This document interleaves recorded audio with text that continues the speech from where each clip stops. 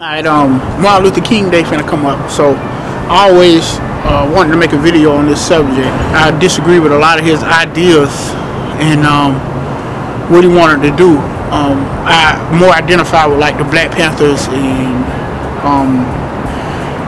the Muslim movement, the Black Nation of Islam movement. See, with Martin Luther King, what he was doing was trying to be accepted by white people, trying to be accepted by white society instead of basically saying forget white society and their acceptance. Let's get ourselves together. It doesn't matter if white people don't think you're a man. It doesn't matter if white people don't like you. We still black and we're fully capable of having our own society, fully capable of being our own people without the support of white society. So the black movement was totally the opposite of what Negroes in America back then wanted. The black movement pretty much was, we are men, we don't need your help, leave us alone, or we're gonna get our freedom by any means necessary. You had your children thinking that everything black was bad. Black cows don't give good milk, black hens don't lay eggs, black for funerals, white for weddings. That's white nationalism. Santa Claus, a white honky who slides down a black chimney and comes out white. Martin Luther King had the whole non-violent protest thing, and I think that's one of his biggest flaws was the non-violent protest, because everybody seen the videos of the water hose being sprayed on us, the dogs being sicked on us. We have a God-given right to defend ourselves. Defending ourselves through violence should have never been taken off of the table. You're pretty much being apathetic to the oppressor. That's why we got a Martin Luther King's Day, because they like that ideology of somebody that you gonna whoop their ass and they not gonna whoop your ass back or fight back. They want you to be non-violent against their violence. America, white America, is one of the most violent group of people on the face of the earth. All the way back to the Roman days, white America has killed more people, committed genocide, oppressed more people than anybody else. So of course they're gonna want you to be non-violent against that. I think we should have been just the total opposite. We're gonna get ourselves together. If you don't leave us alone, we're gonna fuck you up. That's how it should have been. It shouldn't have been no non-violent protest. You leading the people to the slaughter. Like, you supposed to be protecting the people, but you out here got the people getting sick on by dogs, getting killed, shot at, all this shit. That shit was retarded.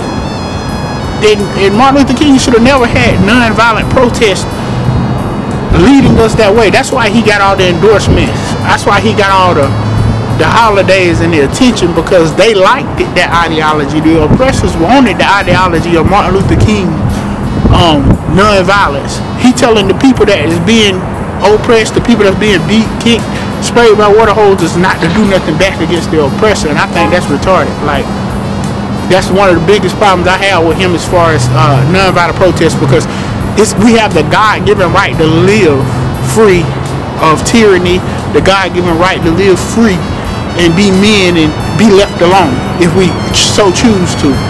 And if we didn't get that from our oppressor, then we need to be able to get that by any means necessary. And some of those means is violence. If they shoot at me, I should shoot back. What the fuck? Why not? If they hit me, I should be able to hit back. It should never be they hit me and I don't hit back. That right there got us in the conditions we are today. And another thing was that I disagree with Martin Luther King on was integration.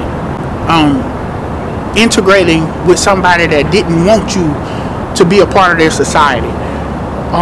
What that says to me is that you didn't believe in our abilities apart from white people. Martin Luther King felt as though that we couldn't be self-sustaining, a self-sustaining nation without the help of white people. That's undermining black society. It had already been proven that we can have a self-sustaining community. I probably said this before, but Greenwich Village, we had plenty of times in our history that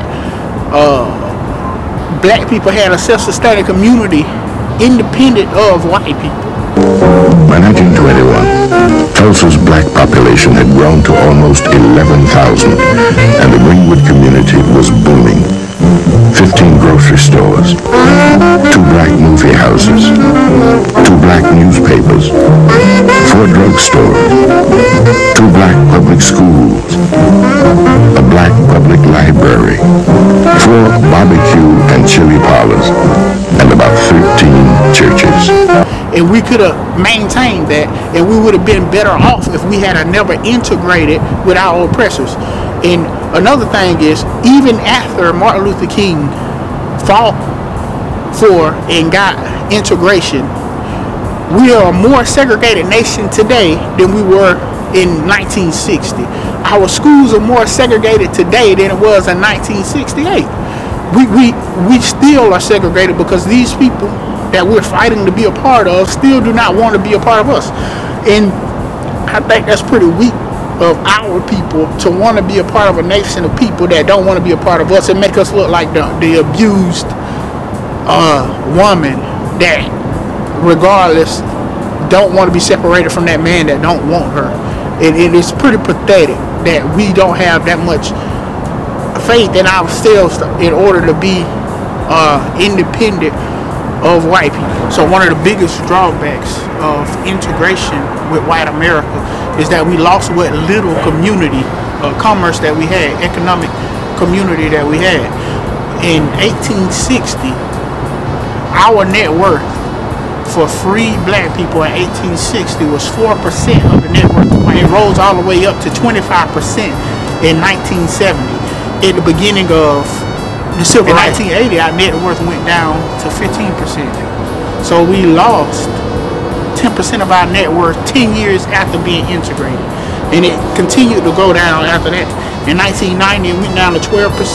In 2004, it was 9%. In 2007, it went all the way down to 6%, almost equal to where it was when we were still in slavery. So what happened to the money? What happened to the community? What happened to that 25% that we had in 1970?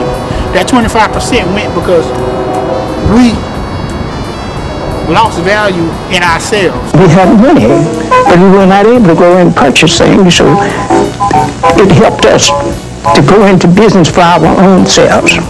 And then that's when the black people began to build. We never had value in ourselves by trying to integrate with white society. We began to shop at white people's places of business instead of doing business with black people. When we were segregated, we had to do business with black people. If your toilet was messed up, then you would pay a black man to fix your toilet because a white person wouldn't come fix no nigger toilet. You understand? So if anything happened, you was giving business to black people, and that was conserving our economic power. It was conserving our economic stability. It was allowing us to get money and keep money. If a black person gets $1, the next person to touch that dollar is going to be somebody outside of the black race or outside of the black community. Whereas back in 1970, a black person would have got $1 and they kept it in their community, and it passed hands a couple of times before it left the community because we dealt with each other more on a one-on-one basis because we were segregated and we couldn't go around white people, which was better for our community. So that's my problem with Martin Luther King. He fought to be a part of somebody that didn't want to be a part of them, and I think that's pathetic.